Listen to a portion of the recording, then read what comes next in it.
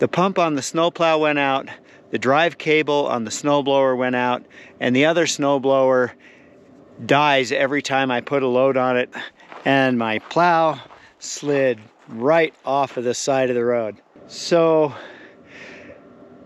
things are not going well. Hi, we're Matt and Christina. We live in an off-grid, eclectic hobbit house nestled into the mountains of Colorado. After waiting for our new Ford Transit Trail Edition van for over 8 months, we've decided to throw in the towel and buy a new 2022 four-wheel drive Mercedes Sprinter. After building out Clarity One and traveling for 3 years, we've missed van life, and we're excited to finish building out our new home on wheels and getting back on the road.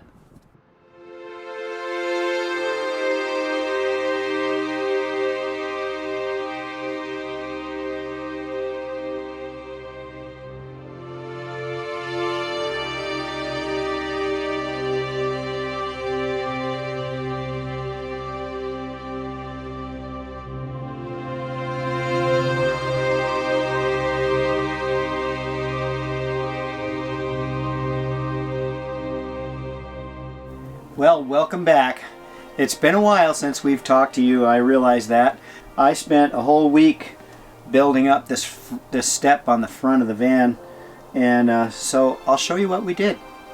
One of the things we needed to do is set up a step here so that when the seats are swiveled, our legs aren't dangling in the air. So what I did is just built a step here that goes from here around and over to the other side of the van, and this is going to be a really nice storage compartment for shoes. And I'm sitting on a bench that we made for Jesse so that he has a place to sit where he can see out. It makes him less nervous if he can see where we're going. And so I'm sitting on that, and right underneath it is a compartment for Ivy, our cat. So Ivy will have her own little compartment with her bed in it that's dark and safe and secure. And then underneath that is another storage place for shoes, and it goes back quite a ways. So in addition to shoes, there are some smaller things that I want to store in there, and we can. Next to the passenger seat, I've got another little compartment that is shoes or whatever we want to store in there as well. And then I've got a secure place for our heater outlet as well. This bench for Jesse is a very lightweight box that we'll be able to just lift out, swivel the seats, and put back in.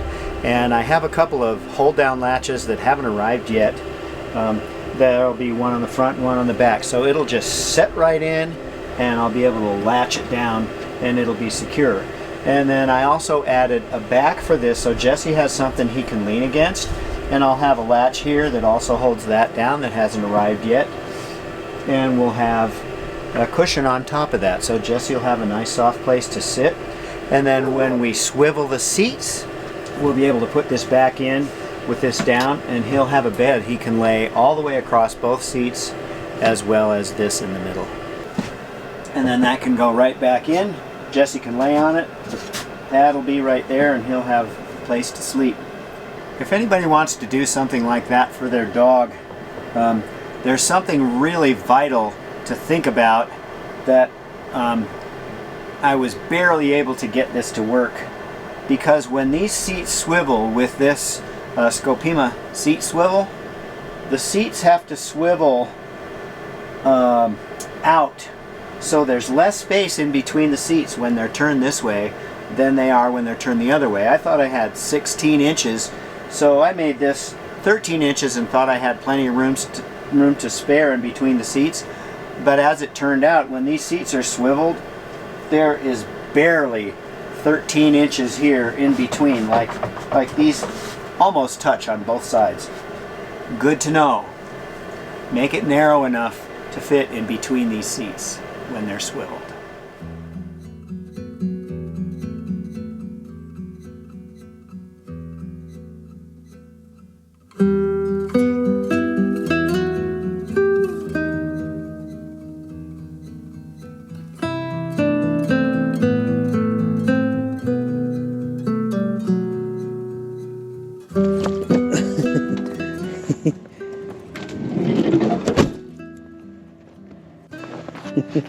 Hi.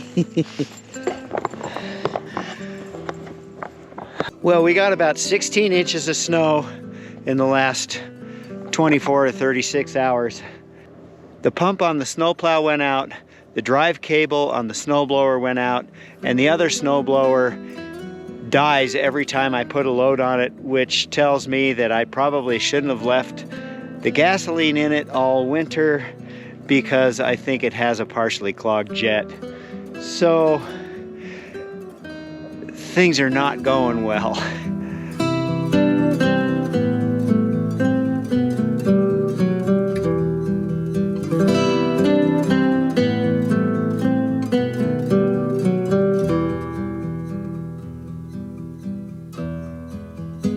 But what is going well is the heater is still working in the van. It's about 55 degrees in there, 50 degrees in there. Everything is gorgeous out here right now.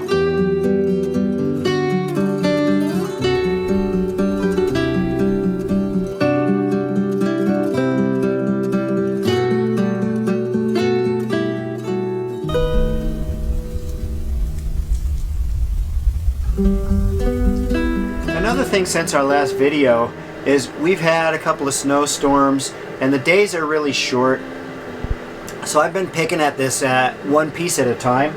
I was able to get this subwoofer in, and before I could do that, I did have to build a shelf back in there that you can see right here. And underneath that shelf has the vent line for the toilet. So that needed to be drilled down in through the bottom of the van. And then I wanted to get this subwoofer mounted nice and secure. Since I mounted it, I realized that one of the problems I had with it is I wanted to hide the wires, right? So the connector for the wires is on the other end. And so I just turned it over, connected the wires, put it down in there, secured it with an anchor here and some screws here. And then I was driving and listening to it and fine-tuning the stereo, and I'm getting some buzzing going on, and I realized that the port for the subwoofer is also down there, and that's not going to work. So I'm going to have to pull this out, turn it over, and you're just going to have to be able to see the wires up on top. It's just the way it's got to be.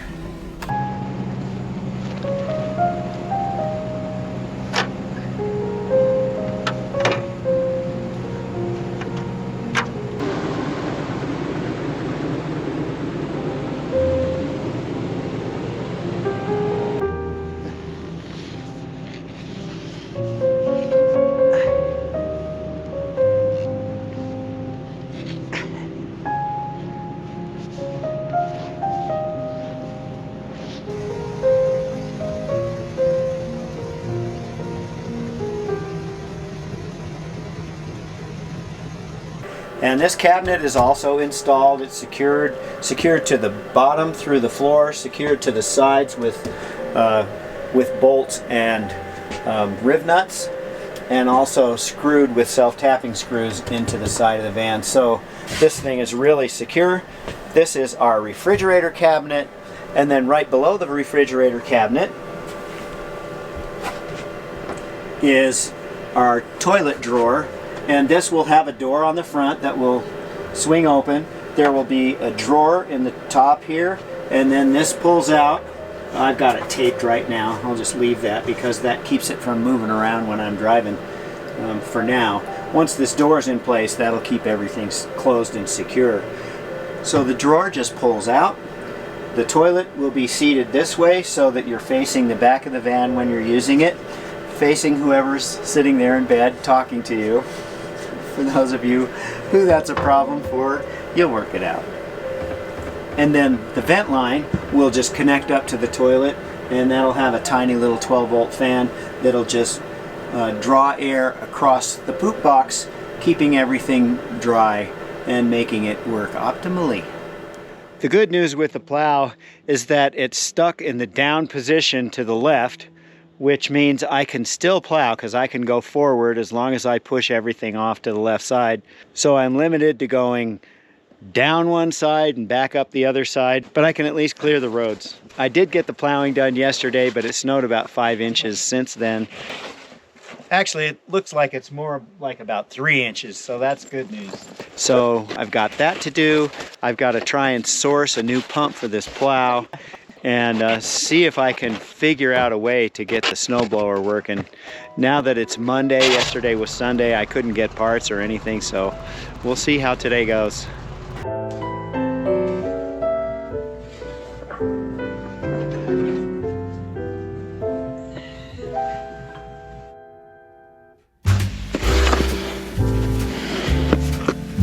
Trying to get this off the pavers, so because that sun's already coming in there.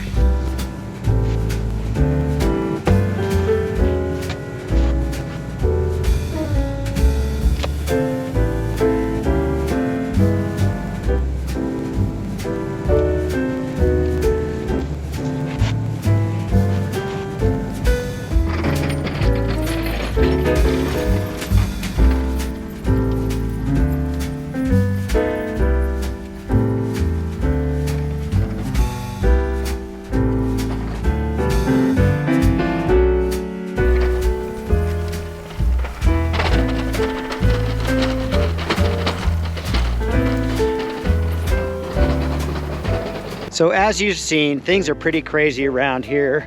We went skiing yesterday, but before that I was able to get the snowblower working, and today I got the plow pump replaced and it was working great. And so I'm cleaning up the road and moving right along. Things are going great. And then I got a little bit off to the side of the road, and where it was steep, and my plow slid right off of the side of the road. If it's not one thing, it's another. The good news is I was able to get a guy with a tow truck right away to come up here. So he's on his way. He should be here in about 15 minutes or so.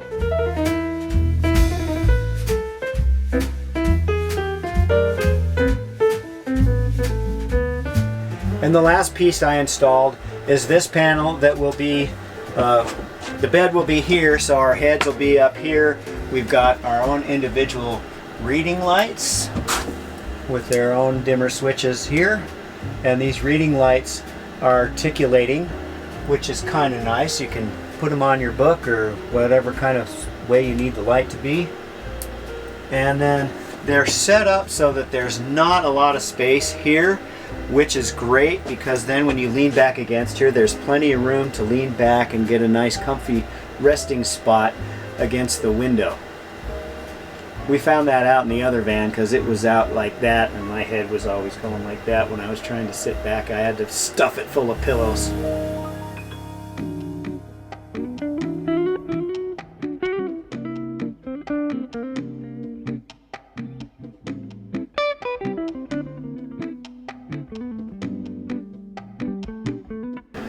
So, what's next? Well, I'm glad you asked. The next thing we're going to do is I'm going to put in the uppers that go on this side of the van. Another thing I learned from our last van build, if I build these uppers before I put this bed in, I don't have to crawl all over this bed in order to reach it, and it's going to make putting the uppers in way easier.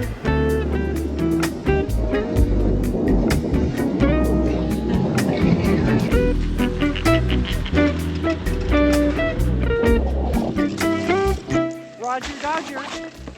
Okay, I'm going to follow you.